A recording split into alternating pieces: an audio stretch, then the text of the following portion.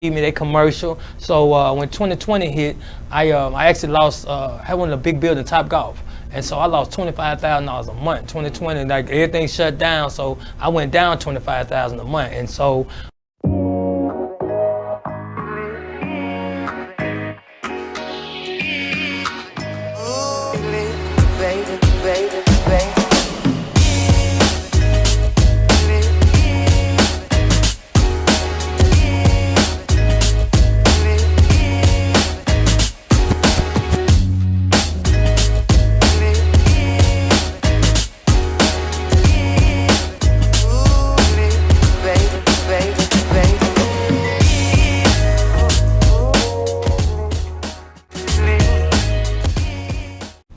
Hey, thank you for joining with us. Thank you for watching Clean Freaks Podcast, hosted by ASCENT Cleaning Service.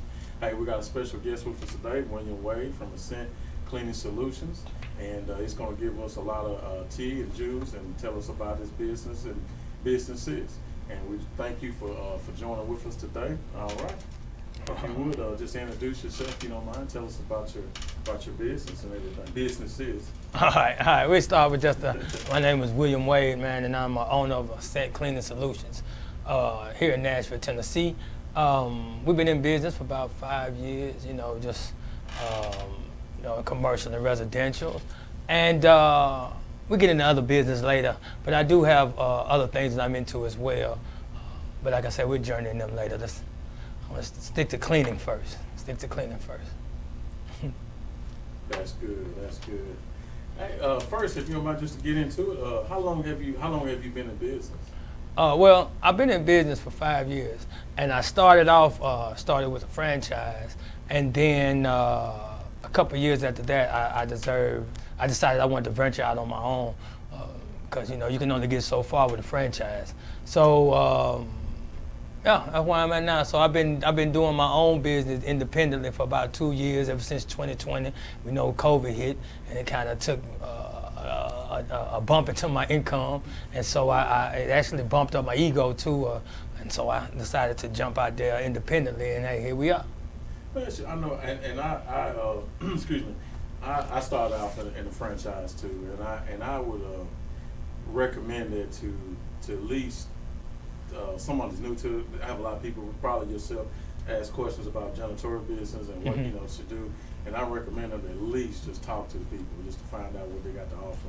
See, I do the same thing. I told somebody to go out there and talk to like 3 of them. You go and talk to 3 of them and see exactly what's going on, because I have guys that I mentor as well, and so I sub out work as well. So what I do is I tell them to go through them to see what they can offer them, and then really with me, you get a more hands-on approach, because a lot of times with them, they don't teach you the aspect of selling yourself or how to go out there and bid on the accounts, or it's none of the marketing and stuff like that. So I tell them, go out there and see what you can get from them, and it's a good fit for some people.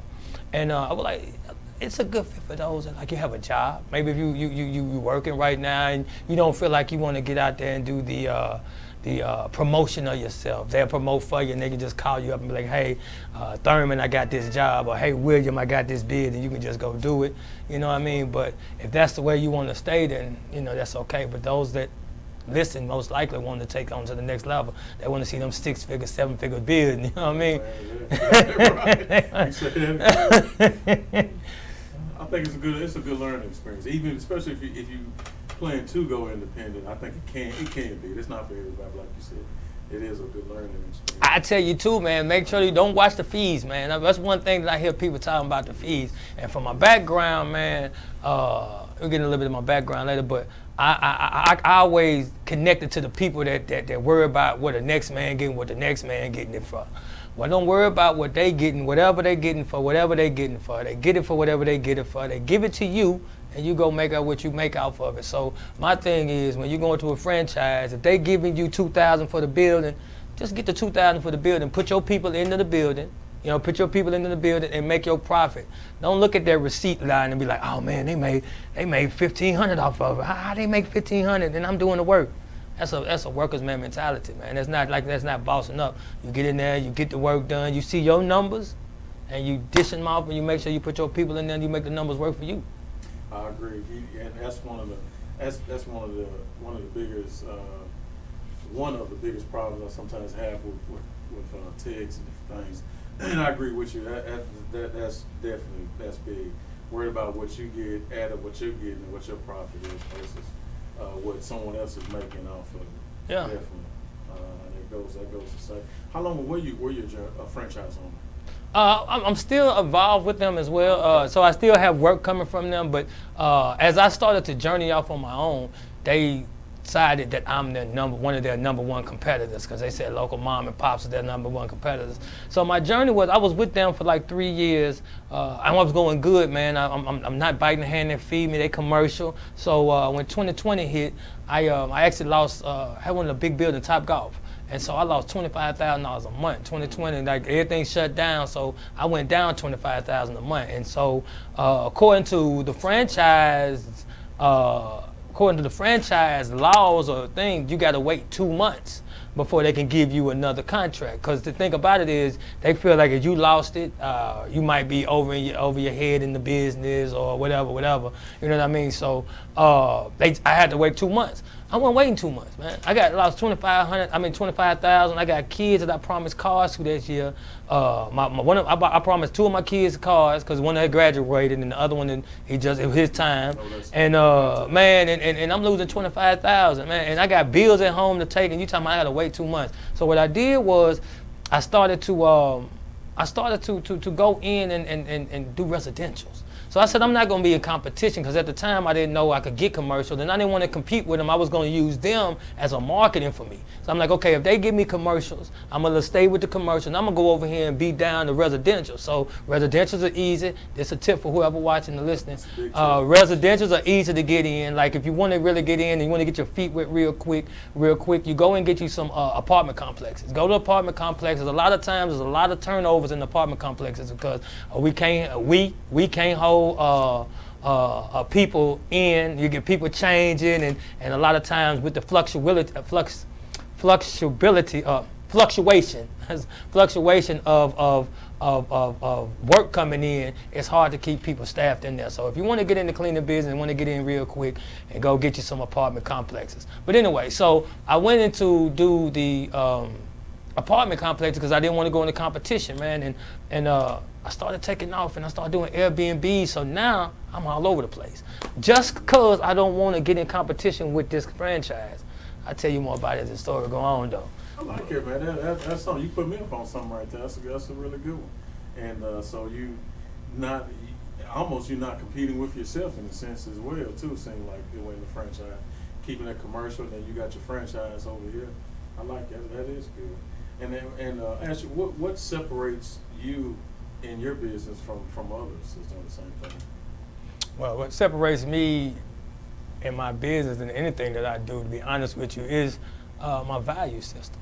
So I believe in having a value system, and I tell people, I infuse it in my team. My number one value is integrity. Integrity is you be who you are in front of who you are. Integrity builds up trust. Trust turns to loyalty and relationships, and then we look for success. So inside of my company, I want to build that we have integrity. So everybody that I preach that I build on my team, I want to make sure they're integrous. They have integrity. And then again, it builds up the trust that our client has with us. And so after the trust is built, then we have loyalty in the relationships that we have. And then we're looking for the success. So if I got one of my people saying, man, I'm trying to get success right here, man, have we did the clean with integrity? Have you did the cleaning with integrity? Have your clients start to build up their trust in you? Have they become loyal? Then you can get the success. So what separates me is the value system that I put in there. And in my integrity, I want to make sure that my cleaners or my team gets inspected behind. A lot of times we in the field and we don't get inspections. I try to make sure that we send a guy to do the inspection with a list, and make sure that he takes pictures and stuff, and try to make sure it betters the team as a whole. So that way, our client can get a better product. You know what I mean? They can get a better service. So the more systems that you put in place, the better the service that your client can get, and maybe the higher you can charge, because they're getting a better quality. So I hope I answered the question inside of that. Very well, very well. So I like that as well. I mean, I'm learning. Like I said, not only our listeners, I know I learn a lot and the systems that you got in place. What are some of the strengths of some of the systems that you have in place? Oh, well, some of the strengths of the systems that I have in place would be as far as to being able to scale. A lot of times we get in the cleaning business and we can't scale because we are the hat, the shoes, the pants, the shirt, and all of that. And that's fine, but as long as you start to develop more of a entrepreneur mindset, you want to be able to put systems in place. So one of the first things I would advise one of the listeners to get is a manager. A manager is one of the first and most influential persons that you get on your team. Now, a lot of times you'll be looking for a manager in every person that you hire. Even your first tech that you hire, you want him to be the manager. First person you bring out, come on, bro, hey, man, manage this for me, man. You know, you try to get, hey, come on, cuz, hey, I got this business idea, man. We're going to go to the cleaning business. Come be my manager. Hey, that don't be working though. A lot of times those don't work when you try to get your family members and those. You have the vision and you go, but we talking about system. But anyway, so get your manager. You get that together, and so you want to get somebody that does your administrative too. So in the beginning part, I wanted to do everything. So I'm starting my business. I wanted to do everything. I wanted to learn everything. I wanted to learn my QuickBooks. I wanted to make sure I could pay my payroll. I wanted to make sure I put my checks on the printer and printed them out, all three of them, and signed all of them. I want my signature on all of them. Now I have a system to get them signed already. You know, you get it signed already. You can see the stamp it, or you have an administrator that does your payroll and stuff. So they send out your payroll, so you don't have to worry about doing your payroll.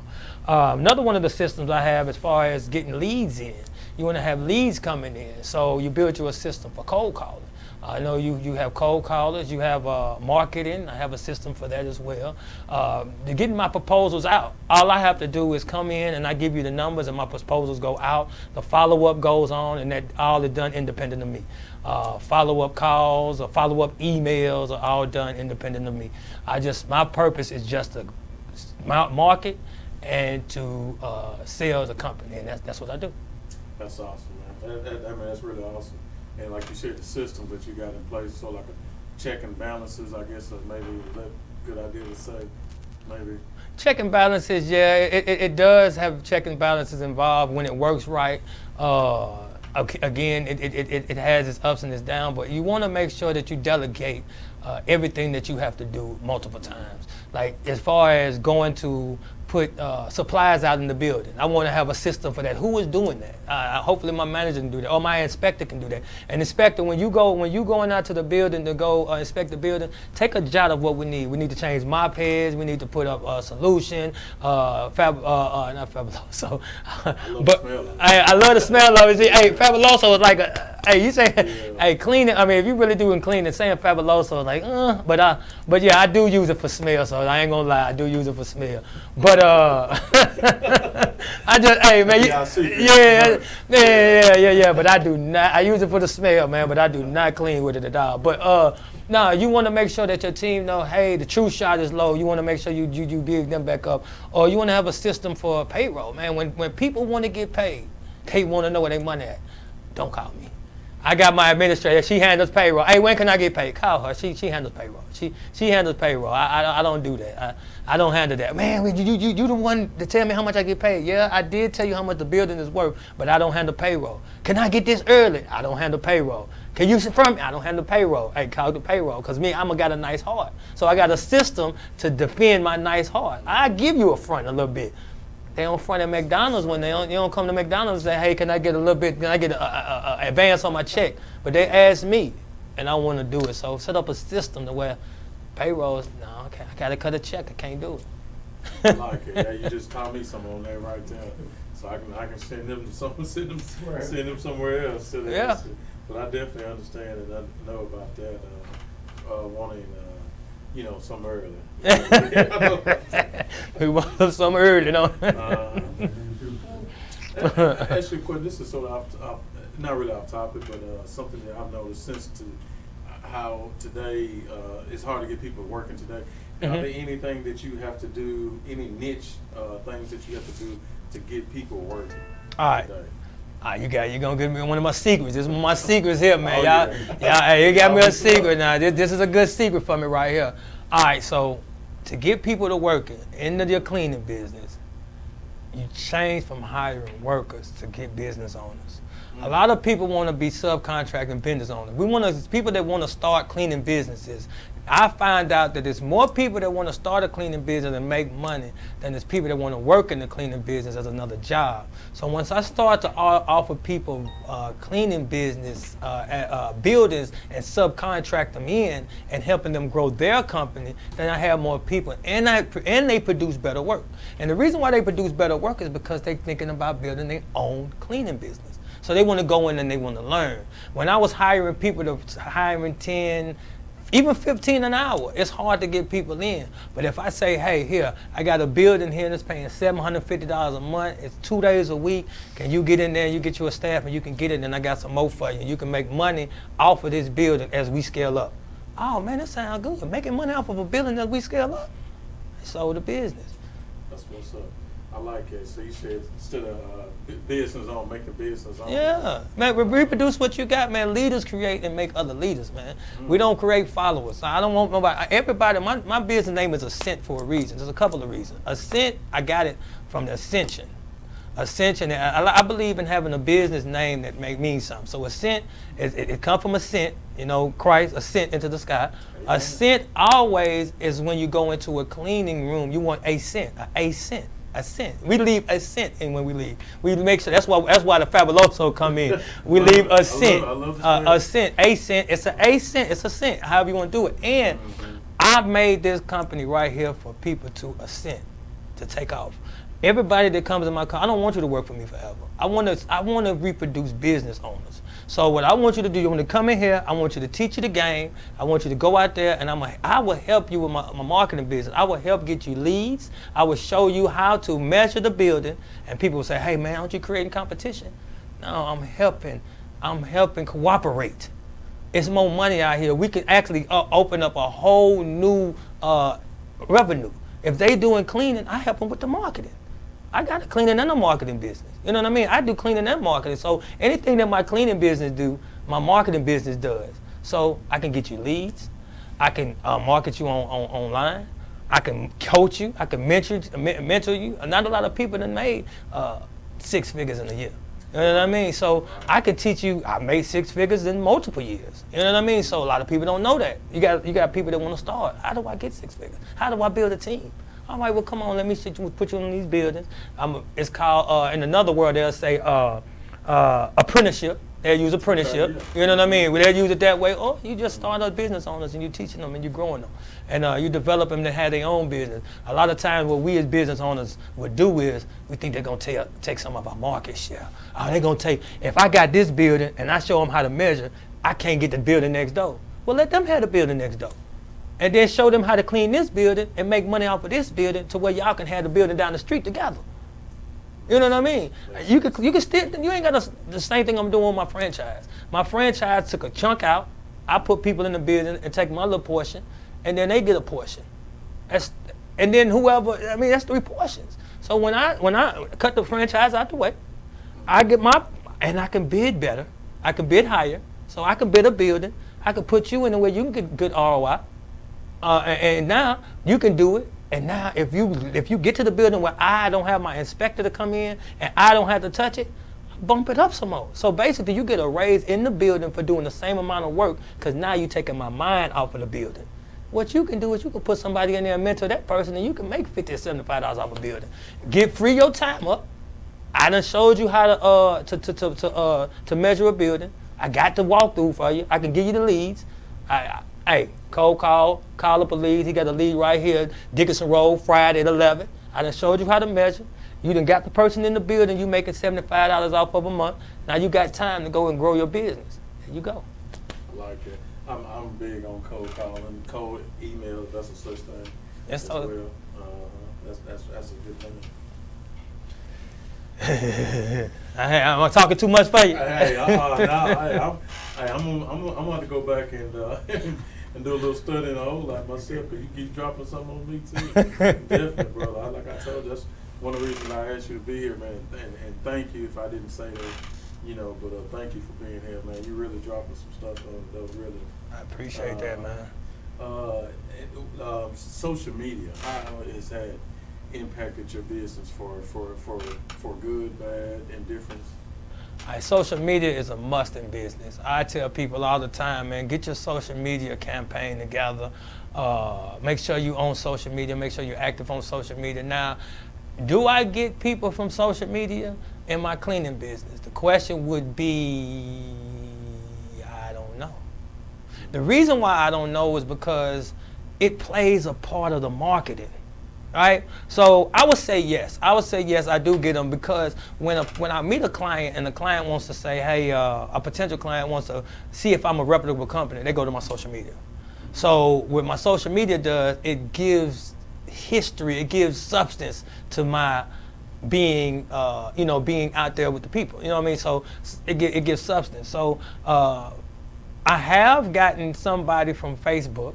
I've got an Airbnb clean from Facebook that lasted about maybe $600 worth, you know what I mean? I got that, and I have had some people reach out from Instagram posts, so yes, it does turn people over, but I get most of my business from secret. It's positioning. I get most of my business from positioning in Google. Once you and inside of that is also a tip to this, man. I'm gonna give y'all all my stuff. All right, look, here's another one, man. When you set up your business, a lot of times I set my business up to get for business credit. We're not gonna get under that right now. I don't know.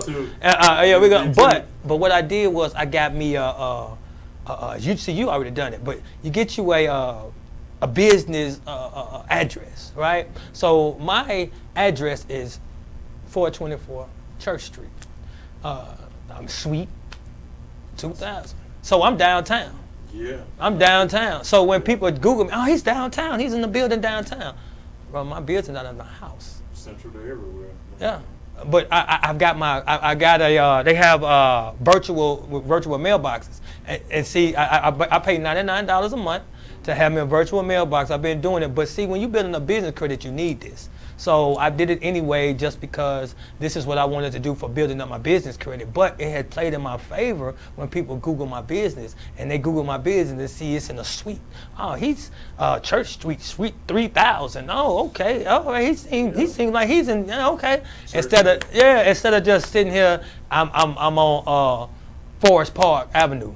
You know what I mean? I'm on. He's on Forest Park. He's 1012 Forest Park. Yeah, you know what I mean? I'm just saying. You know what I mean? I was just throwing a name out there for a street that I knew. You know what I mean? So I'm not at the street. I'm actually in a commercial area, and I mean it's been helping out, man. That's one of the biggest tips that I could tell somebody that I didn't even know that it was going to be beneficial. I was doing it for another thing, but it came out to be beneficial on this other thing. Hey. You might have to edit that part, man. I don't think they need to know that one. You dropped the jewels on that one. Hey, business credit, show how important it is, and I've done the same thing some years back when UPS had they set up. I guess it's still like it. Get your UPS virtual suite. Mm-hmm. It helps a lot. Just a tip though, if you're doing the business credit thing, if you're doing it for business credit, P.O. Box does not work really well. So I just threw that out there just in case, because I know he said UPS, and I know some people do use P.O. Boxes. P.O. Boxes does not do well as far as building a business credit. But again, if you're not looking for that, if you're just trying to get yourself established out there and look like you got a nice place, man, you get yourself a nice address, hey, that'll help you out on Google. I like that. Definitely like that. That's a good one, bro. Yes.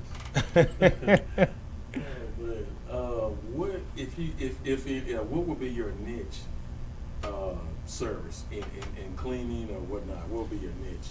My niche service. My niche service would be.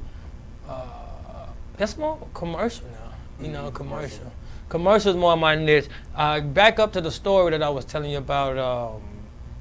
Me going to residential, and reason why I was in residential, but I was doing residential and I was allowing them to do my commercial, but what happened was I had pivoted all the way out of something that I didn't know about, because I've been in commercials. I was letting them feed me my commercials, and they was doing this when the 2020 stuff halted. So when I went over to residential, I didn't know what residential was about. I didn't even know how to market. This is the reason why I started my marketing business. This is the reason why I started my marketing business, because I didn't know how to market. I didn't know, and so during 2020, I was financially free. I had all my businesses set together. I was making over $360,000 a year, and I had all my businesses staffed up with people and everything, so I didn't have to touch them. And 2020 hit. So when I was laying in the bed, a company called and wanted me to market, and so I paid them for marketing, and they charged me $1,500 a market for the month. And I was like, okay, cool. Let me SEO this and then doing all of that. But I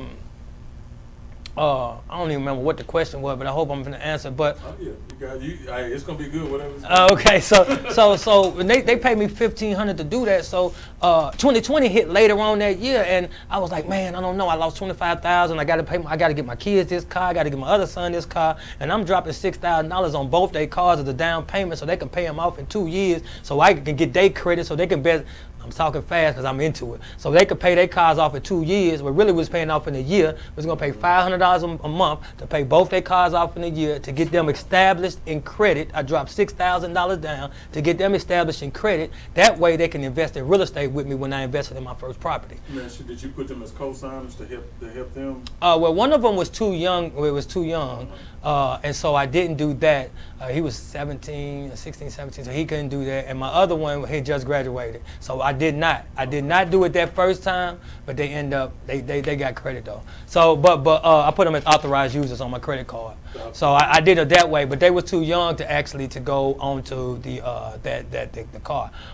But again, so I'm paying for marketing, and I got to pay my sons now. I got to get them cars and stuff. So when 2020 hit, I said, man, let me cut this marketing down, man, because I'm like, first thing first, I'm gonna tell you something as far as business owner, don't turn your marketing down when you're low on money. You need to keep your marketing up. So that was one of my mistakes. But anyway, they allowed me to turn it off, but they didn't take it. I was in a contract, and so they wouldn't take the whole contract off. So I had signed up to $1,500, and now I'm losing $25,000, and I want to stop it. I'm like, wait a minute, I'm not seeing no. Let me stop on my marketing. I later learned don't cut your marketing down. But at the time, let me stop. I don't see this $1,500 coming back. I need to stop this. So they wouldn't let me. They had me in a contract, and see, when they had me in a contract, they turned me down. They knocked down like $700, so I had to still pay $500 a month. And I realized something at that point in time. I was like, you know what? If they charging me $1,500, let me see if I can set up a system to market myself, charge myself the money, and then have a whole nother business. And that's how I started my marketing business. That's good. And if you would, some people that don't understand about you charging one business to the other business, could you explain to the viewers why we do that, why you charge it yourself? Okay, so. All right. So yeah, you're getting good. Hey, well, you're getting good. Hey, we're gonna have a course for all this coming out too, though. We're gonna definitely have a course for this. Okay, so this is the thing. Every business is independent. Has an independent EIN number. Those that's in business know the EIN number. It's similar to a Social Security number, but it's for the business. So each business is its own entity. So the reason that I pay from one business to another business is because, as I said in the beginning, I want to start with business credit. I'm big on business credit and real estate. So all of this ties together to real estate. I say cleaning and real estate go together, but we can get into that later on. But okay, so I see your blog. As I'm paying one business for the other business, so the other business can show on paper that it's making money. So my second business, which is I call it wishing they ain't doing enough. That's one of my things. I haven't named my second business yet. I have a holding company for it, so I'm filtering my money into the holding company for it now. It's going to DBA. It's going to morph into another business. But it was just for me. So I created another another LLC, and I charged my cleaning company a fee for marketing. This other company was charging me for marketing, so why don't I charge myself for marketing? Start another LLC and build up business credit in both of them. So I use my cleaning company, which is churning and making the 6 figures a year, to go ahead and start this other company as like putting it on training wheels, so it filters some of the money over here. I heard it read at one place, if we can have a dollar circulate 7 times inside of our community will be better off. Well, if I could make it circle at least 4 or 5 times inside of my own cipher, then how big will my businesses be? So what my goal was, I call it the Wade money funnel. It's coming. See, we ain't on cleaning no more. See, it comes from cleaning, it goes down to my marketing business, and then it pours over into real estate for passive income. So that's my foundation, and that's how it's laid down right now. So the reason that I build these different businesses is to build up business credit in each one of them. Because anytime you go into a bank, it's easy for a business to walk in there and say, hey, ASCENT Cleaning Solutions need to borrow $250,000. And they be like, oh, okay, well, let me see your P&L, let me see this. I'll go in there and say, hey, William Wade need to borrow $250,000. William Wade? What? How is you? So William Wade can have 3 separate entities, and each one of those can go in and get $250,000 apiece. That's $750,000. Now, am I there yet? No, but the mind is there. This mentality is not money. It's mentality, not money. Once you have the mentality there and you set things down, then you go get the money. A lot of times people see people with the money, and they be like, oh man, look at the money, look at the money, look at what he got, look at what you got. Man, he clean. What is the mentality behind that part? How did he get that? See, that's what I'm chasing, the mentality. It's not the money. That's really good. And also, and I think I might know the answer to the question. Are there any tax breaks for your company to work for your company? Man, there's plenty tax breaks, bro. It's plenty tax breaks, man. Hey, there's plenty tax breaks for work, man. There's plenty tax. We're not gonna go into there because I am not a CPA, but I tell you what, you get you a good CPA. Hey, man, I'm telling you, hey. Next question. No, but honestly, it is a lot of tax benefits. Honestly, you can have a loss in one company and it can help over in another company. So I challenge people not to take too many deductions. It depends on what you want to do, because those deductions can come back and deduct for what you're trying to do with your future. And I say that because a lot of times we hear, man, you can write that off, you can write that off. Well, okay, if you're making $200,000 and you write off $205,000, it shows that you're making a $5,000 loss of the year. That's fine. You don't have to pay taxes. You do it again next year. You make $300,000. You say, okay, I love it. Let me write off $360,000. So now the first 2 years you're saying that you done lost $65,000. That's cool. The third year you're saying, oh, I'm in position. I'm ready to get the real estate. I'm ready to get, because see, if you follow me, I'm gonna teach you about personal credit and all that. But we're gonna build up a personal credit. So that third year, you ready to go ahead and churn and go ahead and move over to the real estate, and you go back and say, man, let me go get this business, this real estate, so I can pour this money over here. You're gonna say, hey, you've been losing money in your business. You done showed me 2 years of losses. How you gonna get something? I'm gonna let you get this $300,000 property. Just to save on taxes. Just to save, because yeah, you're just saving on taxes. So a lot of times we could be saving on taxes and taxing our future. You know what I mean? So it's got to be a strategy. I like to build up strategy. I like to build up strategy sessions and all of that stuff. So as I sit around, I build a strategy session. See what are you trying to do? Why are you taking this deduction? Are we taking deduction because a lot of us jump into business and they want to tell Uncle Sam or whoever Uncle Sam is. They don't want to tell the government I'm making this much money. I've seen people before me that run under the radar. They don't want them to know they're making no money, and all they did was beat themselves. Because once you put the money on top, you got a lot of deductions of where you can take it off, and you still don't have to pay no taxes. But what you are showing the government is that you are in business. So that way, when you start paying taxes, you can get some benefits and some help, and then you can kick yourself to the next level. But it's not all just about cleaning, man. This has to be. It's like a myriad of things we can do out here with just the knowledge of learning how this corporation, which we call America, works. USA. Very knowledgeable, brother. Very knowledgeable. And I know I beat myself up probably the first 6 years in business just to keep my taxes down. We paid my self salary, and that that will kind of help with taxes. And whatnot. So definitely, you're right. You can beat yourself in the end. Yeah. For that, keep showing losses like that. Yeah, the first 3 years, man, I've been in business 4 years. I got 2 properties. 4 years, 2 properties. Been in business for how long? 4 years. I got 2 properties. I got 3 businesses, 3 LLCs, and 2 properties. And I'm doing a full renovation in Detroit. I bought a tax lien, so I got a duplex in Ascent City, and 3 companies, and I'm doing a full rehab in Detroit. And I'm doing that as something to show my children, because I got 2 kids that don't want to go to college. And since they don't want to go to college, I said, okay, who's better to teach you about these streets but your dad? You know what I mean? I come up in them, I'm going to show you these streets, so I'm going to take you to the Detroit streets where I can buy a house for $1,000, and we're going to do just the same way you fix up an old car, we're going to fix up his house. The daddy son time. They love taking the trip to Detroit. They love the whole different atmosphere because you know most of it's black up there. So the police ain't as stringent as it is down there. They feel a whole different. They get to see the whole different lifestyle. They starting to like real estate. I'm starting to show them some things, and I'm showing them that hey, I don't have to know how to put a roof on to get a roof put on. I don't have to know how to lay drywall or put up drywall to get the drywall done. You can do that in the cleaning business too. I know some people that I talk to, man, they have a full cleaning and maintenance service. Man, you need your building maintenance, they add the upcharge. They call somebody and say, hey, I know, say for instance, I know Keith HVAC. Keith HVAC. I know him, I got him on speed dial. And people say, hey man, y'all service HVAC. Yeah, we service HVAC. Hey Keith, I got this HVAC up here. It's about this much. Would you clean it out? How much it's gonna charge? It's gonna be about $3,000. Okay, cool. Well, yeah, I could get that done for you for $4,000.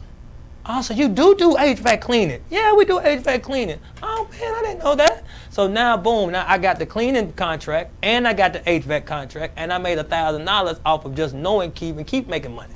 You know what I mean? So that's something that I'm adding. I'm looking to add as we speak.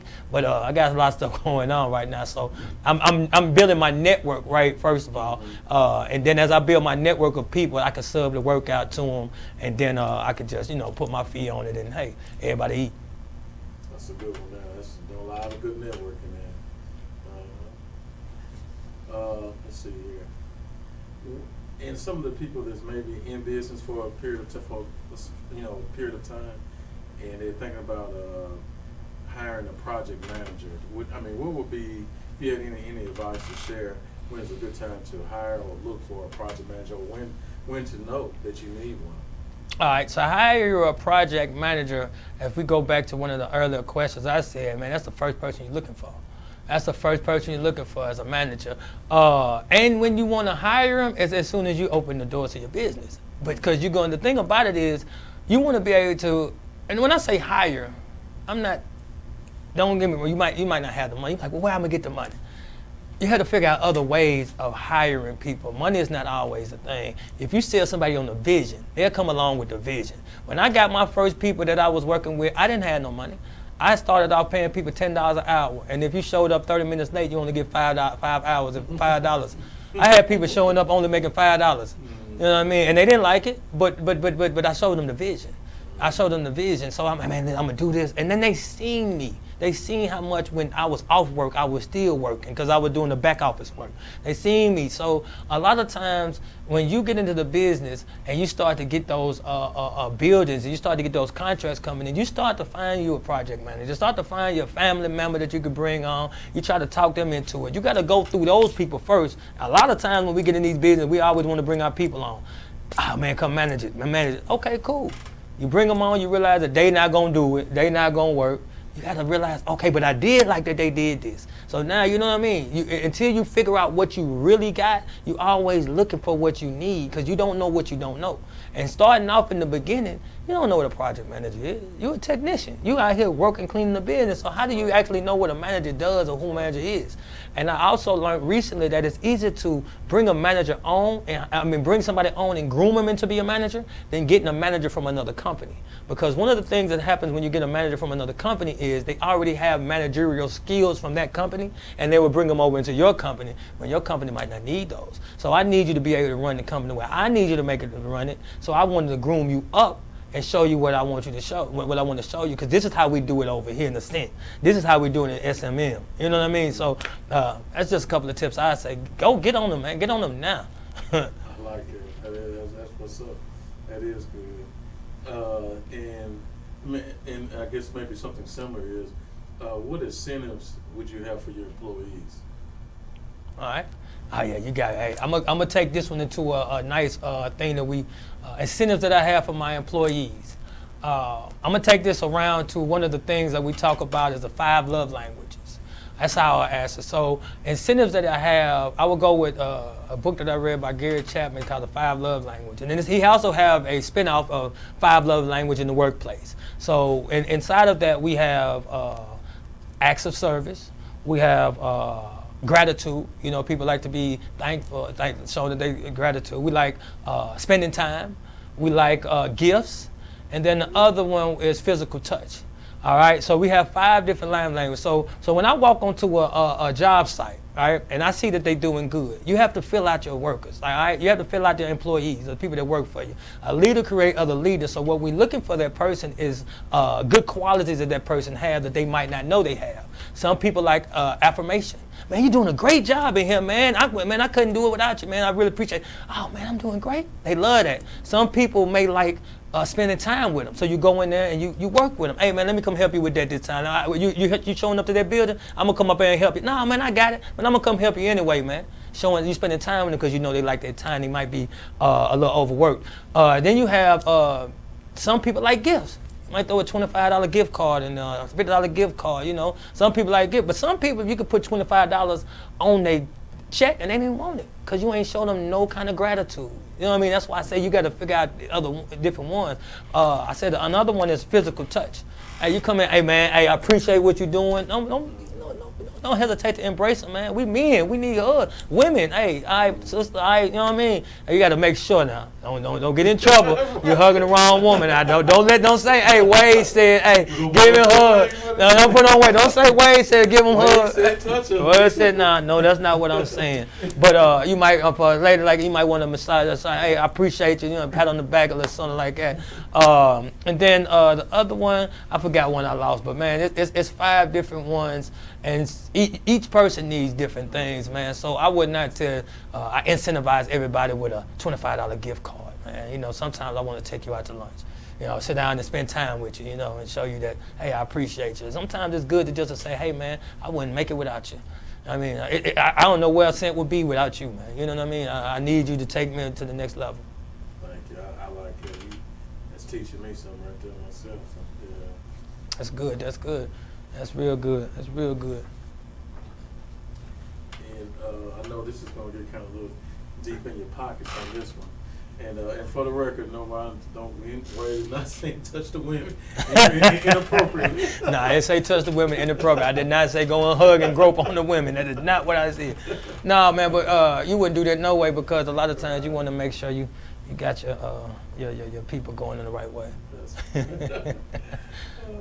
If you don't mind, we're gonna kind of get in your pockets for a little bit. That's all right. As far as your services that you the service that you produce, what are some of your profitable services that you have? Oh, profitable service are always an add-on, man. Floor care service is a profitable service. I tell people, man, add you on, get your most strategy, man. Y'all gonna get all my juice today. All right, so what it is when you're building your business, man, I don't know where you are in your business, you get your building staff so you can go do the extra work. And that's how I made it through my franchise, because they were taking the fees, I wanted to call them specials. The deep cleans, that's what they post-construction clean, that's a good one. Floor stripping wax, and you know, that's big money in stripping wax. Yeah, so what I do is I staff the buildings in and I put them in there, and then I go and do them high ticket items so that way I can range like $100 an hour. I did a floor job last night for $400. It took me an hour and a half to do it. You know what I mean? So I did another carpet clean. I charged her $250. It took me 3 hours. She gave me $300 and tipped me $40. So that was like $100 an hour. You know what I mean? So those are very much one of my profitable services as an extra floor care service. And I like to tell you, man, you own the businesses, those that are in the cleaning business and that's already have clients, look around and upsell, man. It's easier to upsell a particular client that you have now than to go out and get another client. That's been proven. So while you're already there, if you see that there's some stuff on the floor, now don't drop it on the floor. Don't do integrity. Remember, my value is integrity. We don't do it like I don't sell services that my client don't need, but I will go and say, hey man, have you seen this floor down here? We do high dusting once a month, so we can't sell those. But sometimes you have certain things that they might be overlooking that you making and sell, man. You might see some pressure washing needed done outside, and you might know somebody with a pressure washer, or you might be wanting to pressure wash yourself. Hey, I done pressure washed the driveway before. I done pressure washed the deck. You know what I mean? I done pressure washed some stuff, and I bought the pressure washer. You know what I mean? I went there and got a Roby one for like $150 or something, and it was built into the bid. Yeah, it was built into the bid. I charged them like $450 to do it. Built that into there, and I pressure washed the driveway down, and now I got my pressure washer to do something something else. You know what I mean? So those added services definitely turn your rate or your time up, your rate on your services up. That's true. I like that. That's something, like you said, and it's easier to upsell than it is to acquire a new customer. Yeah. That's all Definitely. So those is, Definitely. It's in the cleaning business, and definitely that's a good one to learn that he dropped. Yeah, I'm dropping as much as I can for y'all, man. I'm gonna give you as much as I can. It's way more deeper than that, man. But I've studied, man. I give all I can give. Anytime I show up, I'm gonna give all I can give all my secrets, because I'm always have secrets. It's some more to do. It's marketing secrets I got in here. It's ways that I give my cold calling. What's my cold call script? Because one script don't work, you gotta switch it up. How do you get cold callers? You know what I mean? How do you set up the marketing business? So it's so many things that we could talk about. Could you just a definition that those that may not know what a cold call is? All right. Just a definition. So a cold calling is where you take a list of numbers. You get your lead generation. You get your list of numbers, however you get them, and then you just run down them and call. You calling they call it cold calling because a person don't know you're calling, but you're calling just to actually get in the door. So you may have someone that say, "Hello, my name is Sam from ASCENT Cleaning Solutions. We're in the area. Would you like to have a free quote for cleaning?" Boom, something like that. No, get off my phone and hang up. "Hello, this is Sam, and we're in your area. Would you like to have a free quote for cleaning?" All right, boom. You go through that. But one of the tips I will tell you, man, get to the decision maker. Get the decision maker. Since we talking cold calling, get to the decision maker. There's no sense to run your script to the person that's answering the phone, because a lot of times they don't even have no say so to hire the cleaning company or not. So you bypass them, get to the decision maker, and then run your script. Try to figure out their name. You know what I mean? Know their name. Say them by name. Do some research before you call them. Hey, is Mike Calhoun there? You know what I mean? Oh, Mike. Oh, yeah. Who is the man who's calling? Oh, yeah. This is William from ASCENT. Hey, Mike, somebody calling you from ASCENT. And it sounds like, you're more friendly. You done the research on them. So that's just some tips. I guess a lot more, man. I get it. I would be on there all day, man. So if you are going to cold calling, do some research. Do some research. Yeah, research. You don't have to do the research. You got a company that do the research for you and do the cold calling for you, man. Hey, message me and hit me up, and hey, we could talk. We get all that thing together. We can get you going, man. We can get your cold calling, all of that. I like that. That was a good one. And one of the things I like about that I see for those that may not know of you or anything. I like your YouTube videos, the Facebook videos that you're in, and you good at branding yourself. I appreciate it. Definitely, man, definitely, brother. I really enjoyed it to see, to see you branding yourself the way that you brand yourself, positive and everything. And you really explain a little bit about you, how important it is to you for your branding. All right. Well, branding is something that again, goes back to the values. Everything, so each one of my businesses is gonna have their own values right now. I'm in the infant stage of this thing though. So each one of the businesses as they grow I will bring in my team to get the value of the company. But what I want each person that's with me right now is to have that integrity. So the question was the branding, right? The integrity of who I am has to deal with the brand that I put out. I have a saying that I say, wishing ain't doing enough. That's Wade, W-A-D-E, wishing ain't doing enough. And Facebook group. Facebook group, wishing ain't doing enough. I appreciate it. On Instagram, wishing ain't doing enough. And the reason that they come about is that you will remember my name is Wade, wishing ain't doing enough, and that means go out and get it, man. It's too many times I sure wish I could get 100,000. Man, I wish I could leave this job, man. They sit on the man. I sure wish, man. I wish I ain't had to go to work tomorrow. First of all, why you wish you don't have to go to work? Why not go get another income so that you love doing what you do. And that's why I wake up every day. I hit the fleet running, man. I'm ready to go. Sometimes, man, I have to tell myself I need to slow down. And so that's my next thing, learning how to slow down so I can speed up. I got so much passion for what I'm doing. I like to help people. I got mentorships that I'm going on. People I'm building their business. I have people across seas that I got that work in my business. I have tenants that I work with. And this is one of the things that I'm gonna say, man. I know I get rambling on and on. No, man. you ain't rambling, brother. All right, so you was not rambling. You driving. so this is so when I said I have, all right, so it made me go with this. So you asked me a question on project manager, right? Mm-hmm. So I thought about this. Each business that I had some better start offs than the first business. So in my cleaning business, I was everything. It was so hard to get out some of the buildings because they were so used to me cleaning. Hey, William, you do a great job. Oh, okay. So when I put somebody else in there, they're like, well, where's William? I mean, you know, it was hard. So that took a challenge. So my second business I started was me more hands off.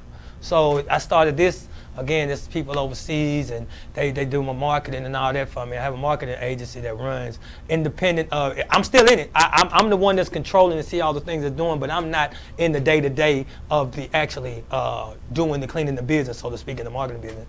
But then when I did my real estate business, I did something that I wanted to do the whole time. I hired a property manager. Okay. I got my real estate. I got my property. It's a duplex. I built inside the deal a property manager. So inside of my duplex, I'm cash flowing $900 passive income. She gets 8% out of what that is. So I pay her about maybe I think it's like 175, 170, 197. I think it's like that. So out of my mortgage is paid. I get an extra $900, and I pay her close to $200 to handle it. So I'm making $700, and I don't have to touch the building. Yeah, you can't beat that. I don't have to touch the building. See, a lot of times a lot of my technical friends will say, "Hey man, why don't you manage it yourself?" Man, I done started my cleaning business managing myself. I don't want to start another business managing myself. This is a real estate investment company. I don't want to manage it. When I get another property, I'm going to hand it to my property manager. Hey, take care of that, and she makes more money. I get another one, hand it to my property manager. When my turn comes over, we finna put a tenant out now because she ain't been paying her bill. She ain't paid her rent in 4 months. Guess who's gonna do that? My property manager. My property manager. Go in there and take the turn. She just gonna hand me the invoice. So all I gotta do is keep focusing on bringing the money in. And my cleaning business is the churn. Churn it in. It's 6 figures, $20,000, $30,000 a month. Here you go. And then you feel like what you want to do, or feel like you figure out what you want to do with the money. I tell people all the time, man, I got a high-paying job. If I don't want to, if I get into a bind, I can let some people go. I don't do that because I like to grow my business, but I can let a couple of people go and take the whole thing on the account and get myself back at any time. You know what I mean? I can take on 2 or 3 accounts, do it myself about a month, and make $5,000. You know what I mean? Easy. You know what I mean? And I wouldn't even have to work 8-hour days. You know what I mean? So I have that option. So.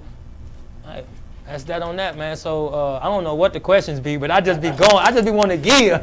Hey, you know what? I'm gonna start looking at something, man, and figure out how to stay on the question. Stick to the question, Wade. Just answer the question. Nah, you doing good. You doing good.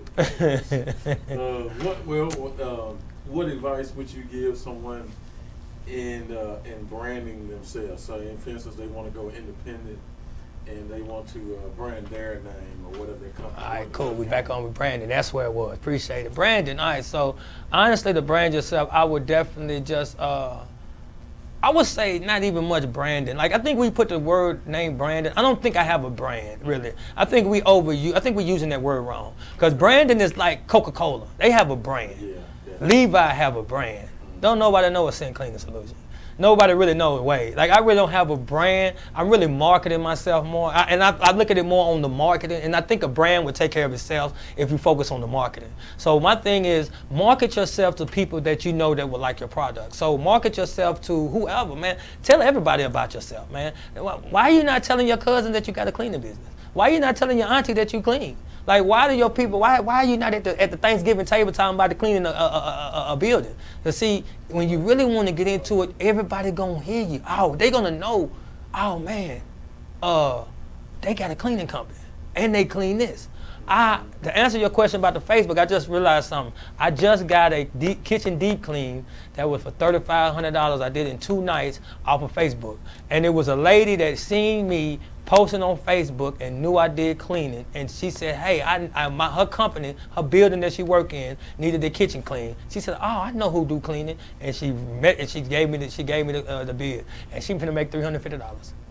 She make $350. I made $3,500. She make $350, and she ain't done the work. She ain't just a firm. I give 10% on referrals. So if y'all want to refer, 10% on referrals, ASCENT Cleaning Solutions. I don't know how much S&M are referring, but hey, we referring 10% over here. Hey. We might see we're gonna see some your way. I don't mind making 10%. And sit right here. I'm just joking, man. Let's have a good time. I just want, man. I like to build, man. Build and connect, man.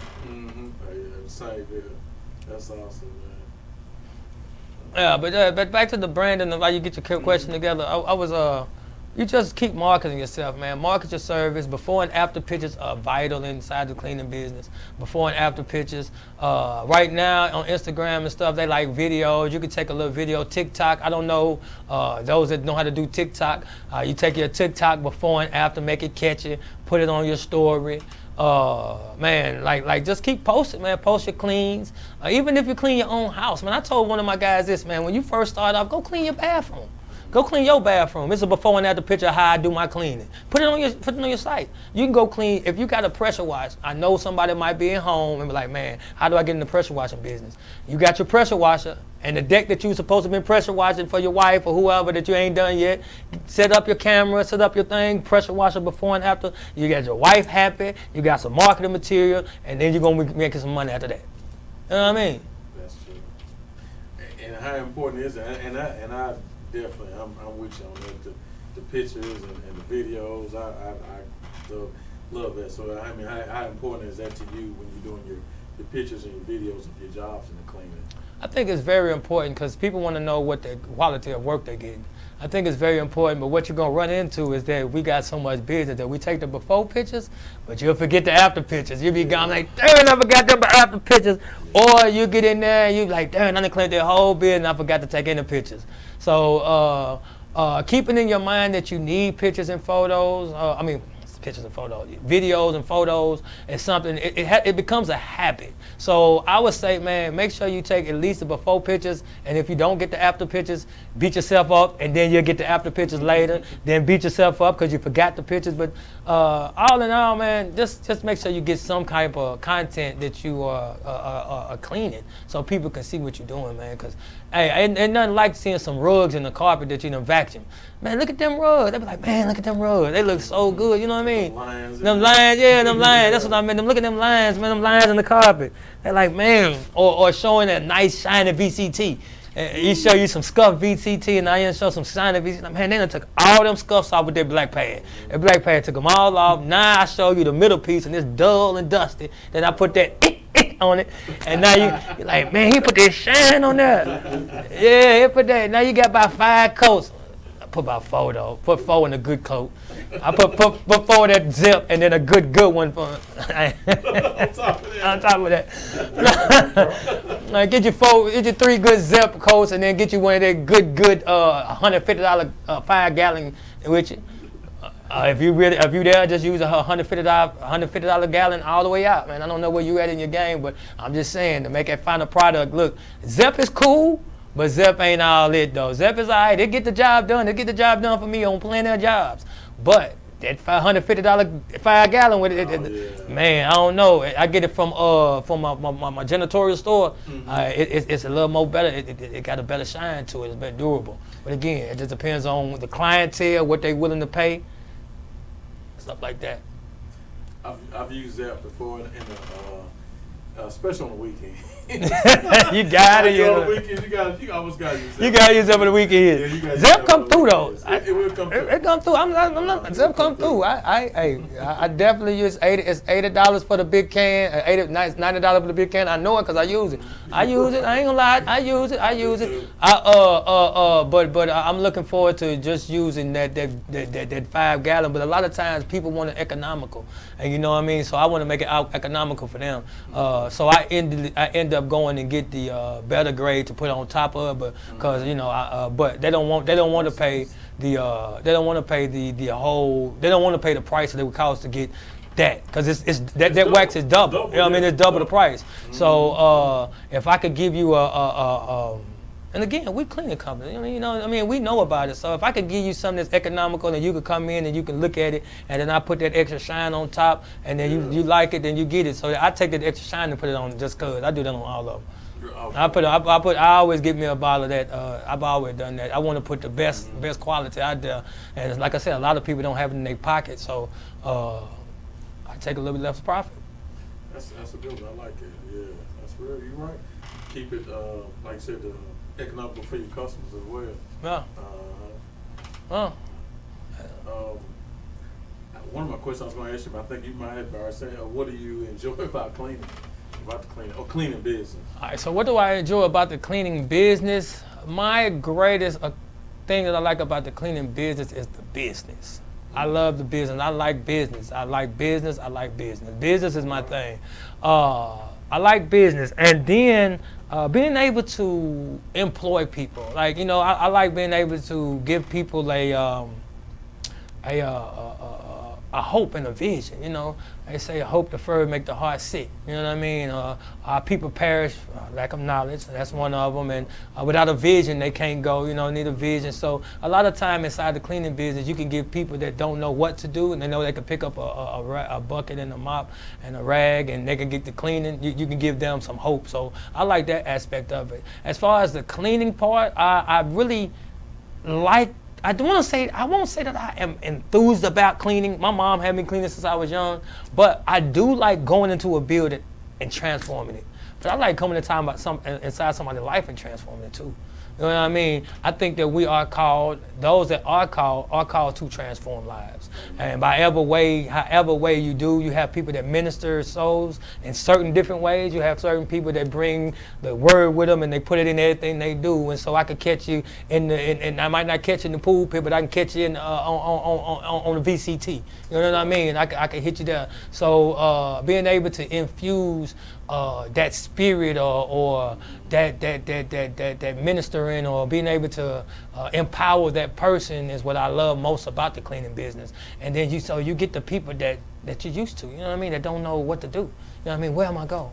Hey, let me show you this. Let me show you can do this. So that's me, man. That's me. That's real. Well, I can tell you, transforming.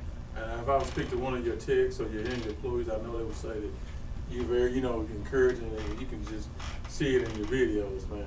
Appreciate that, man. I appreciate that. And as me as well, I try to be, like one of the first things you started out saying, like your morals in your business. That's so important. You know what I'm saying, to have that especially as a base, a foundation in your business. And yeah, man. I look forward to it, man. I look forward to teaching that too, man. I'm telling you, I look forward to teaching that because people don't understand how serious you have to have as far as your values that you bring in. I was reading a book called Master Leaders, and they was talking about how they put the values in all the companies. Like these big companies that have values, they have a mission statement. They have a vision. Does everybody on your team know what your vision is? Do everybody on your team know the goal? Like if your goal is to make $500,000 next year, does everybody on the team know that? And what position do they play in making that $500,000? I know a lot of times we don't want to tell our techs, we're trying to make $500,000, like they want to raise, but we break it down. So if they don't need to know the $500,000, then let's say, hey, we need to make $20,000 this week, $30,000 this week. And you in these buildings, you taking a portion of this, you got a fifth of this. You know what I mean? So how can you make sure this fifth of these 20,000, these 4,000, take care of? Because you responsible for 4,000. They might not need to know the 500,000. You got to depend on who it is. But out of these 20,000 that I need to make this week, this month, you got a quarter of it. You know what I mean? So so I need to know. I said a quarter. I said a fifth of it. So you need to know how much. What did I say? 20,000. How much of these percent of these 4,000 you gonna make? I need 4,000. How you gonna get it? You got a team to help you do it or whatever. I need to make sure that that's done, and I don't have to come back over there, and I don't have to go and put my hands over there because I'm trying to go make $500,000 for the team, and I got a whole bunch of other people that need to eat too. You know what I mean? So I make sure the team is is all cohesive on the goals. And man, you gotta get your vision, your values, and your virtues all wrapped up in there, man, and just make sure everybody is on the same page. That's what I'm working on now. Absolutely. That really is a good one. Building your team up. Yeah. That's what I'm working on now. It's not like it's not just about working in the business. A lot of times we technicians, we technical, we just in there, you doing all of this. But now you got to move up to the manager and up to the entrepreneur mindset. And now when you start to hover over, you can start putting pieces together. You know what I mean? So. Got one question. Let's see. This would be. And I get to ask sometimes, especially for Cleaners Connect, that's a group I know. Sometimes they ask, if you could break down, if you can, the percentages of your services, like say for instance, 20%, I'm just saying hypothetically, 20% floor care, 15% residential and things like that. How would you break down your floor? All right, so I would say as of right now, I'm about 60% commercial. I say about 20% residential, and I would say about the other. No, I say I'm 60% commercial. I say about 30%, 25-30% residential, and the remainder is special services like floor care and stuff like that, odds and ends. Mm-hmm. I commend you, bro, on the residential. We kind of gave that up a couple years ago. Residential is what was your hang up with the residential? Sometimes it was crew. Sometimes it was my crew was and the name of my business is we shortened it to S&M, but it's stick and move. That's it. So that was kind of one of our philosophies. Stick and move. We get in there and do it. Residential is a totally different beast. Ain't no sticking and moving in residential. At least for us. No, it's not. So yeah, you got people there that's got to be conditioned in their mind that we might be here for a little while. Versus we going in this office building, take trash vacuum, wipe down everything, then we gone. Move on. But residential, you got people that's living there. They live there. It's their home. Oh, I don't do that residential. Oh, okay. I don't do that residential. But I don't do that. Okay, so let's get this even more niche down. I don't do the residential that people live in. Now, commercial side, residential on the commercial. No, I'm gonna tell you what I do. Okay, so I don't do the residential that people live in because I don't want the liability. I don't want the having to send somebody in there and they say they lost an heirloom and I know my guy didn't steal it but it ain't there and I don't want that. So I don't do those residential. I would do residential move in and move out cleans. I do apartment move in and move out cleans. So I want the house when it's empty. You know what I mean? Right. When it's empty and you done put your carpet in there, clean the wall, did your construction. I take my team in there, we clean the refrigerator, the oven out. You know what I mean? We go and make sure the vents clean. We come in and do the baseboards, inside when you slide your the sliding doors, we get inside the tracks. You know what I mean? On top of the water heaters, a lot of people miss the water heaters. On top of the water heaters, when you open up that door, that's in the apartment complex, we make sure we wipe on top of them.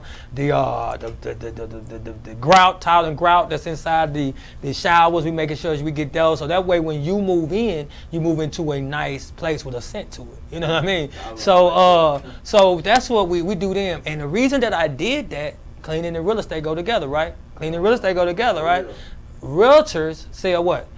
Houses. Mm-hmm. So when a realtor sell a house, he needs it cleaned.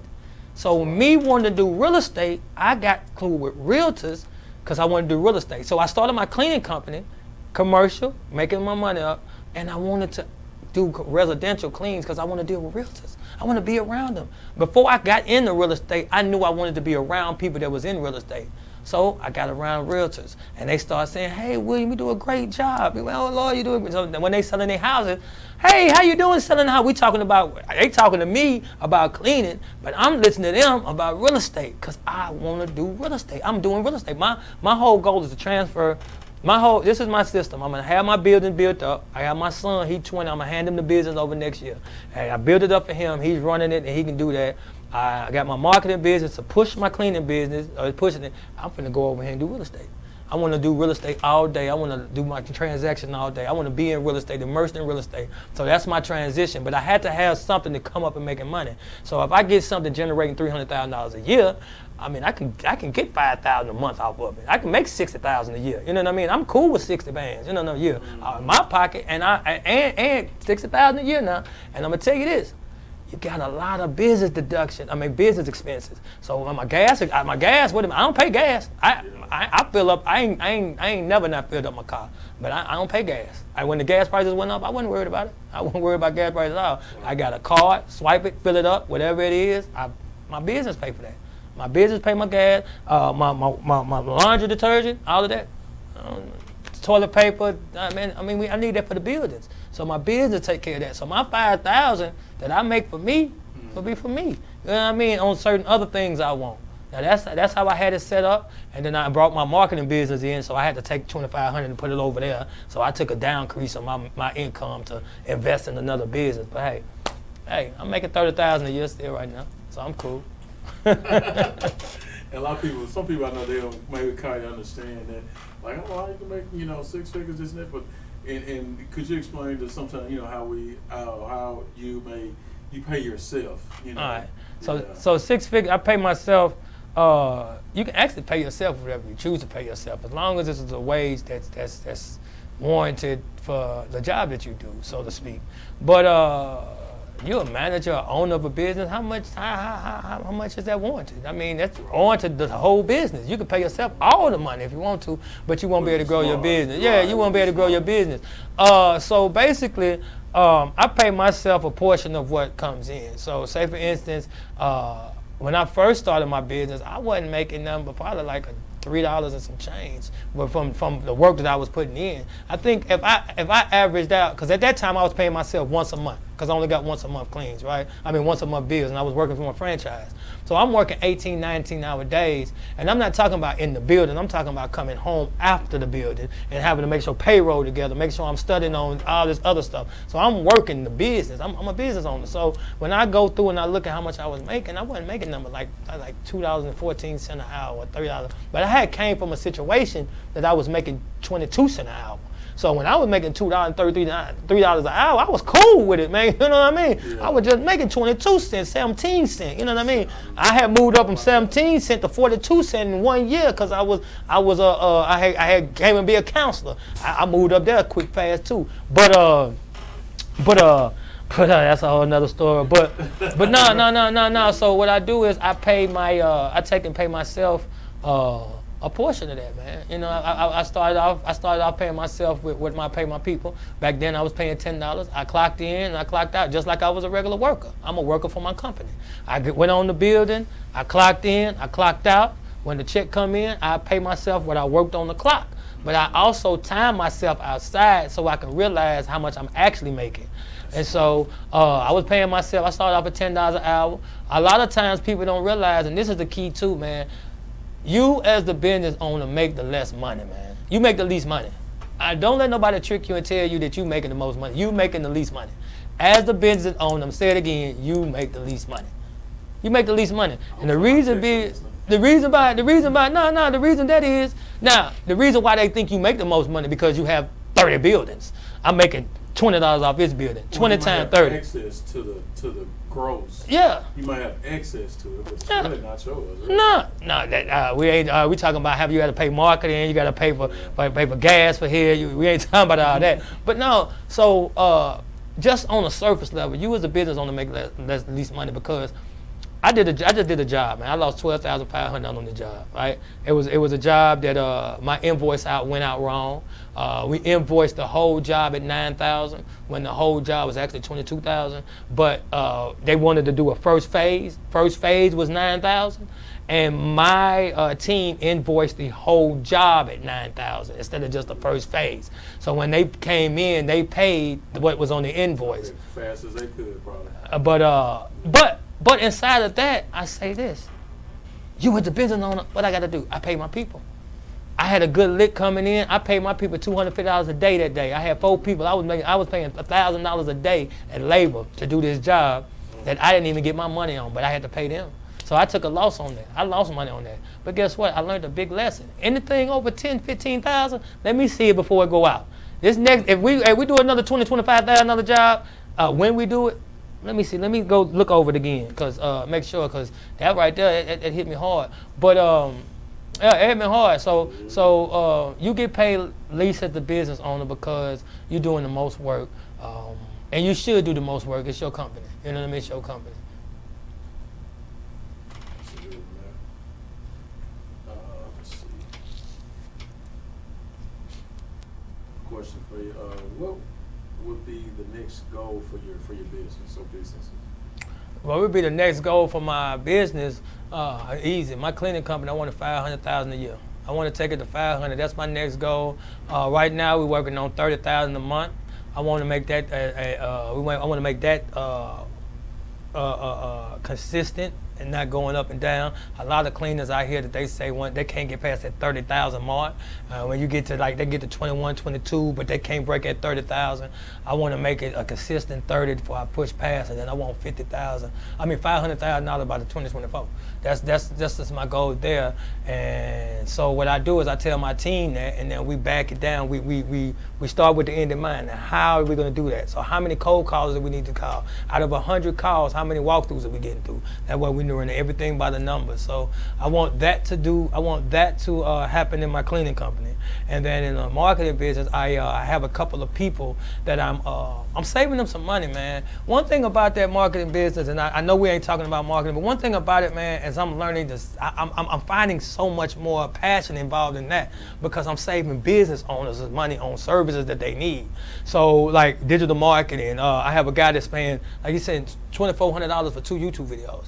I cut his video down to $400. You know what I mean? $400 video. He get thumbnails. He get everything. Where he was paying way more money than that. So now he's getting more value for half the money. So now he can actually put out 4 videos a month at $400 and make 16, and he $1,600 for 4 videos. Where he was only doing $2,400 for 2 videos, and he's getting more of the things like he's getting TikTok shorts. He's getting Facebook teasers. He's getting all those little tidbits that you take up out of the video, so you can kind of put it on different sites to get people back to your YouTube channels. He's getting all of that. He's getting the caption put in. My team put the caption in for him, and it's saving them so much time and money. I have another lady that's doing she's doing insurance, and so she needs a virtual assistant.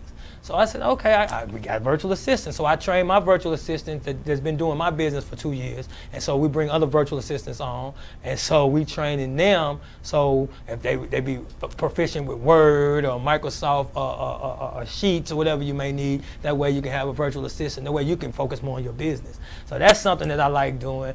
And then in real estate, man, my goal is to get 2 houses a year, two units a year. In 10 years, I want 20 units. So in 5 years, I want 10 units.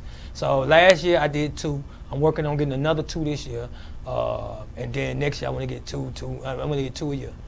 That's really good. That sounds like a very, very good aggressive. You got your plans. It seems like, and that's important too. It seems like you got your 5 and 10 year goals. Yeah. That seems very important. Yeah. Got it broke down. It's very, very specific. Cause write it down, make it plain. Man, hey, you show it write it on the tablet. Hey, okay. I know. I know when somebody knows something now. I know I got loud. I know when somebody knows something, man. I know somebody knows something. You speaking a little bit of my language. Yeah, man. Write it down, make it plain, man. That was one of the biggest one that I had when I was where I was, boy. Right, I wrote everything down. Sound like we know some of the same thing. I heard you say something. I made 17 cents an hour once in my life. It's been some years ago. But yeah. I made 17 cents an hour. Yeah, 17 cents an hour, boy. Yeah. Actually, I made 8.5 cents an hour. So half of it was going to something I can't remember. I did that, dude. I was making $20 a month, and they took half of court costs. They gave me $10 a month, and then what I did with them $10 a month, I bought me a honey bun, and a pack of strawberry cookies. And now I got a multi-million, I mean not multi-million, I made $1 million in this business. And the first 4 years, first 4 years of business, I cleared $1 million. My first year, I made $240,000. The second year, I made $260,000. The third year, I made around $280,000. And the fourth year, I made $360,000. Then COVID, and I fell down a little bit. And now, but see, that was franchise money. That was franchise money. But again, in the franchise, I came in. I said we. Every time I said we. I never was I. Hey, William, can you? Yeah, we got that. We got that. Man, it was me in there all day, all night. Yeah, we got that. Me and my kids, we got it. That's what's up, man. That's real. I believe that too. And showing as a team, like you said, not just you, but we. Yeah. You don't never say I. Anytime you walk, yeah, we can handle that. Even if you just starting your business, man, what's me? Who wants to shop with I? No, it's no I. It's we. It's we. You know what? Oh yeah, we can take care of that. We can definitely take that. You walking down, it's just you. You just went to Lowe's or wherever and got your mop bucket and your microfibers. You put it in the car. You got your vacuum wherever you got your vacuum from. You knocked on your first door. They said, "Oh, can you come and clean next Thursday?" Yeah, we sure can clean you next Thursday. We'll take care of that. And if you know anybody else that likes cleaning after this, let them know that we'll definitely be there for them. It's always a we. Closing, I'd like to ask. First, before I get to my last two questions, what's your next goal in business? It can be anything. And I know you touched on a lot of your future things, but what's your more closer goals that you might have? Everything that I said, all of it. I work on it every day, all day. I'm into it right now because I believe that these next 5 to 7 years is going to be my most mobile years. And I say anyone that's listening can say the same thing. Your next 7 years is going to be the most mobile years you have in your life is these next 10 years. First of all, we're all getting older. 10 years from now, I'm not going to be able to move as I'm moving now. And anybody can say that. 10 years from now, you ain't going to be able to move as much as you're moving now. So these next 10 years, I say 5 to 7, I'm going all the way in. One of my most closer goal is getting my team together to where they don't need me as much. I'm the go-to for everything. I just had an email come in today. My administrator, she answered the email. She seen it and then sent me the email. And I was like, well, why'd you send me the email? She wanted to see if we could do the job. I guess somebody had let off the fire extinguisher. And so they had that white stuff all over stuff and it's everywhere, so they needed to clean. So they sent the email in. And so she sent me the email. I'm like, why you send me the email? Send me the picture. Yeah, we can handle it. Set it up and let's go get it done. Let's get one of the texts out there and get it taken care of. I don't need the email. I don't want to answer emails. I don't want to. It's some more stuff I want to do. And it's not that I think I'm too good. It's that our business suffer when I'm doing these things. I'm more of the marketer and the growth person. I go out and go dress up and go and go into the buildings and do the walkthroughs. You know, I'm the salesman. You know, anytime I'm in the building or I'm answering emails or I'm taking doing anything that has to do with payroll or people calling saying I'm trying to hunt checks down. I don't know. None of that. I don't need to hunt the money down. I need somebody to go get the money. I just want to go make the bread. I just want to go make the bread. I don't even pay bills. All my bills is on autopilot. I don't want to pay bills. Why you want to pay bills for? You know how much. This is another tip, and I know I'll be going on. I mean, this is a big one right here, and I'm gonna get this one, and I know we're gonna wrap it up. Back in the day, man, and I always heard my people talk about here go the bills, right? And I know we came up in different times, right? So I watched something called The Secret. Now they said when you say here come the bills, the bills don't come number once a month. Right. Light bill come once a month. Cable come once a month. Everything come once a month. But we so thrown off. We see every time we answer mailbox, there's another bill. We're another bill. Now, I said, you know what? When I came from where I was at, I went looking for my bills. And this is the mindset. I went looking for them because I ain't had no bills. I went 4 years without having no bills. So you know what? I'm ready to pay my light bill. Where my light bill at? I'm walking to the. What? Come on! I'm walking to the mailbox. Where the light bill at? Yeah, what? I start. Where the water bill at? Where's that? Where the mortgage at? Where the rent at? Guess what? Now I don't see them no more. Hey, all on autopilot. I put the energy in that let me go get this. So I put it on autopilot. So all I got to do is focusing on going to get the money, putting the money in the bank. Going to get the money, putting the money in the bank. That money going to keep taking out. Folks asked me the other day, man, do you know the light bill went up? No, I don't know the light bill went up. Why would I want to know the light bill went up? I don't want to live without lights. I'm going to have to pay the light bill. So why? They come out 1 month, it might come out $225. Next month, it might come out $275. That's not I don't want to worry about that. You know what I want to worry about? Get that money, put it in the bank account. Hey, you want me to clean your building? Okay, this is what we charge. Okay, let me go get another building. Hey, you want to get this building here? I'm going to raise income. I want income and let that take care of itself. If money in the bank, they can take it, right? Yeah. And everything. And then when you get to be a business owner, you got so many different bills. You got insurance. You got insurance for your business. You got insurance for your car. You can't worry about paying all them bills. Put them all on auto pay. You don't have to worry about no bills. Now, what I am worried about is having the money in the bill. That's a whole different story. We have to talk about it on something else. Talk about how I done mismanaged so much money. Don't let them fool you online, man. I'm telling you the truth. It sounded good, and that is what's going on, but it's not like it sounded. It's not like it sounded. Boy, it's rough. It's rough. One thing I like to ask people before they leave is, what would you tell the 20-year-old you? You know what I'm saying, the younger you. What would you tell them? My mindset, younger me or a younger person. I answer that with a younger person. The reason I want to say a younger me is because a lot of time I think, again, my mindset is a little different. I say it's mentality, not money. That's something I always say. And I think about the mindset. And a lot of times people live with regret. Man, I wish I was 20, I would have done it now. I don't live with regret. Everything I've done in the past, I'm glad that I've done it because I love who I am today. I don't live with no regret. Man, you and Gail did. Look, I learned through that. I learned through that. You know, and I learned through those things. But what would I tell the 20-year-old me today? If I could tell the 20-year-old me today, I'd tell him keep learning what he learned so he can be better like he is today. Like, I love who I am. I love who I am today. So when people ask me that question, I think about what I tell another 20-year-old person. I think that'd be better for me to answer because I would tell them man, listen, man, it pays to listen. That's what I say. Mm-hmm. It pays to listen. Yeah, it pays to listen. It pays to listen and know who to follow. It's not that we tell people all the time, don't follow no one. That's not right. That's false.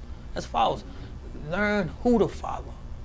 Teach them who to follow. So if I was a 20-year-old me, I would want to know who to follow. Because the people that I was following getting the money, I don't know who they was following. They was following TV shows and stuff. They was following movies and stuff. So I'm following them that's following movies. And so now I'm out here, we doing all kind of stuff. So I would want to know, it's not bad to be a follower. Just know who to follow, man. Everybody has to follow somebody. You don't follow God. You know what I mean? You following somebody there, you follow somebody, man. People follow people online all the time. So just know who to follow. Stick with them. It pays to listen to them.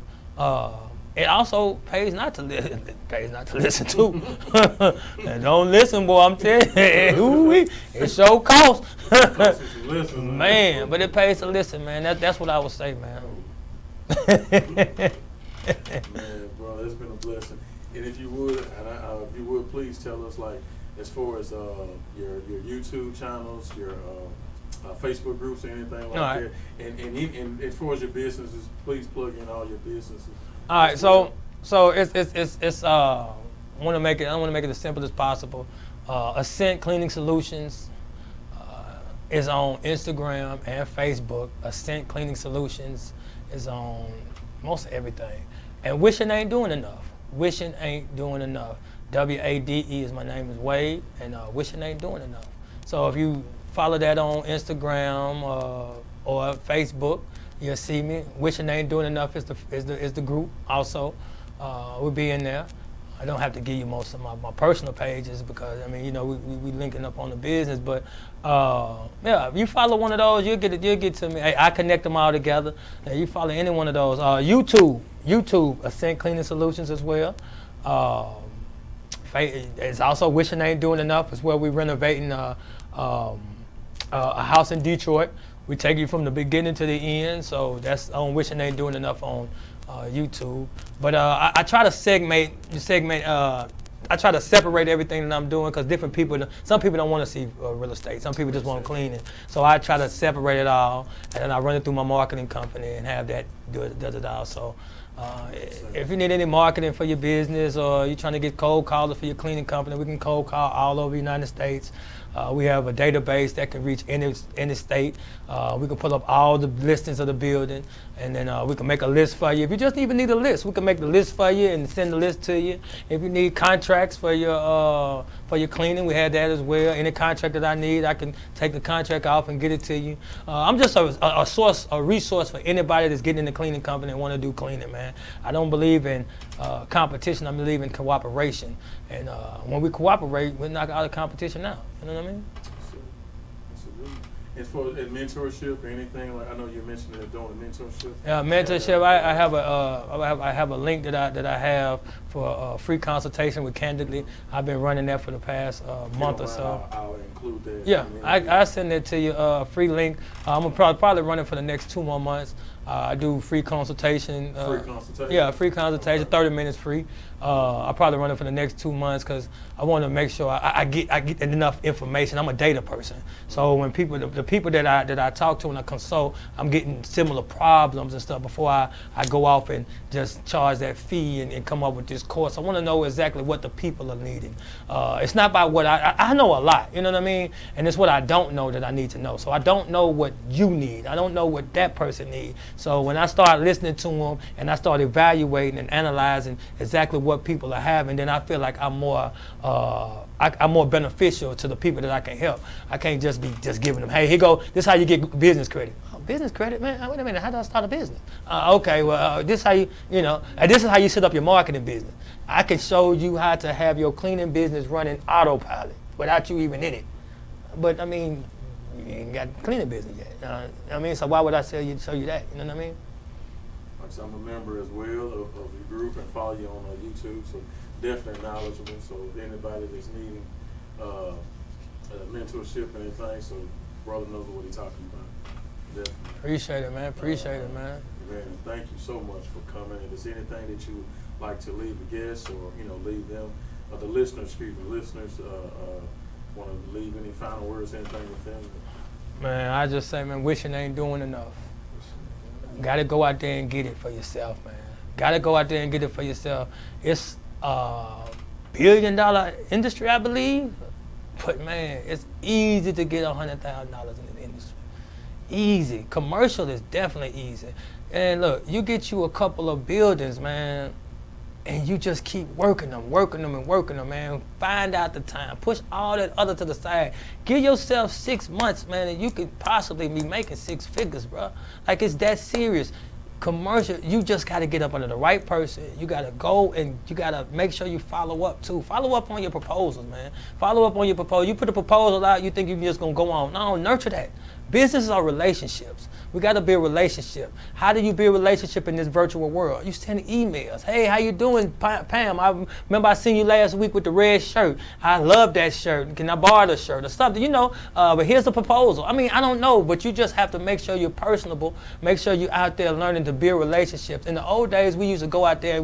Wasn't no internet. You have to talk to people. You go out there and take them out for lunch. You go out and do things like that. We got to get more back into that.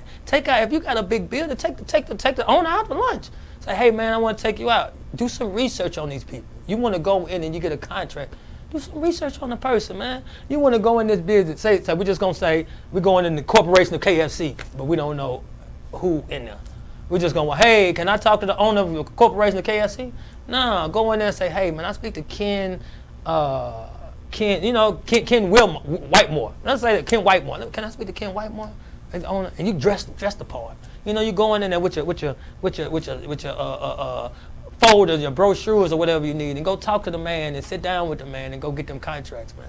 So yeah, I say wishing they ain't doing enough, man. That's it. Go get it. Go get it. Dad, I thought you were going to say something. Okay.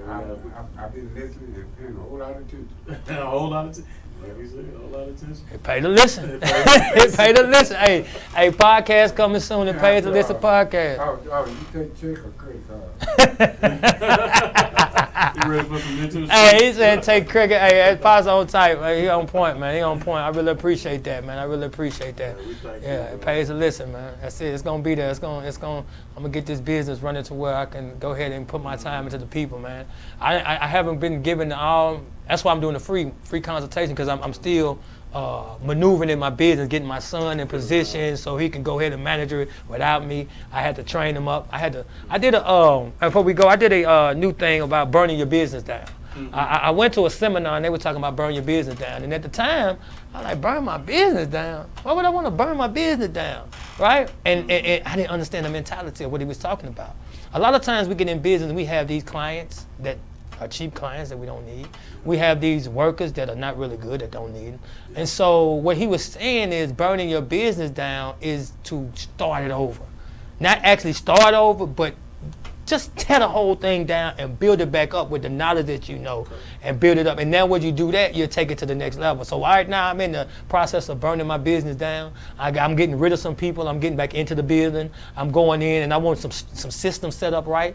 I want some systems set up right, and I want to put my hands on certain things so I can map it out on how I need it to go going forward. And then I'm gonna put people back in place. But right now I'm burning the business down right now to get it running right. So, man.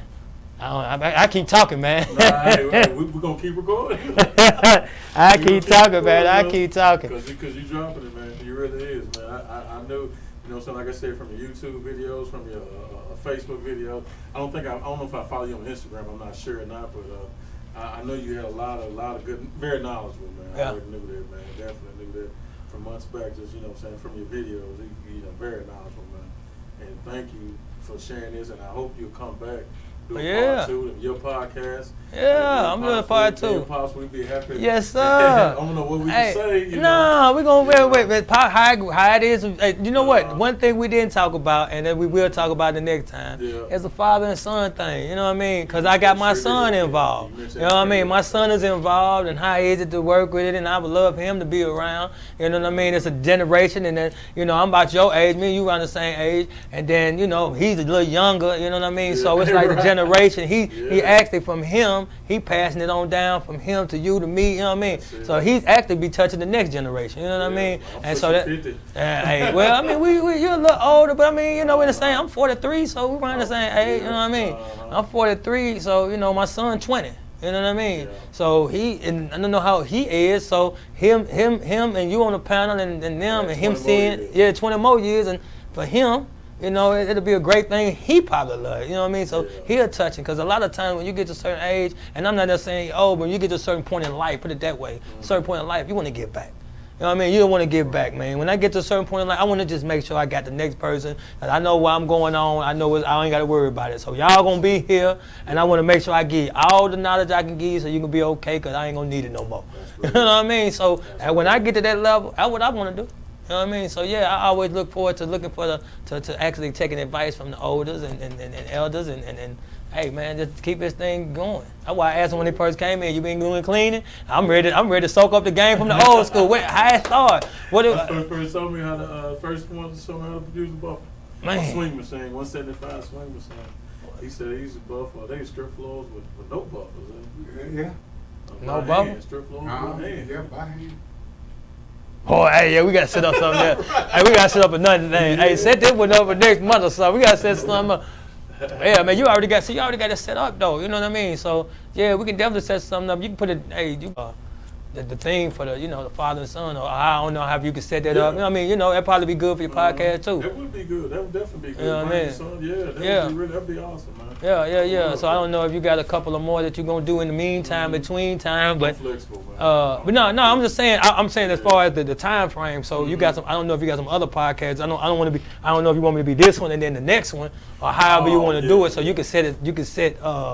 Just set time and we'll come back. Hey, bro, thank you for joining us, and thank y'all for watching Clean Freaks Podcast, hosted by ASCENT Cleaning Service. We got to turn the camera on, but that's all right. All right, thank y'all. Good night. Around $25,000 a month, and so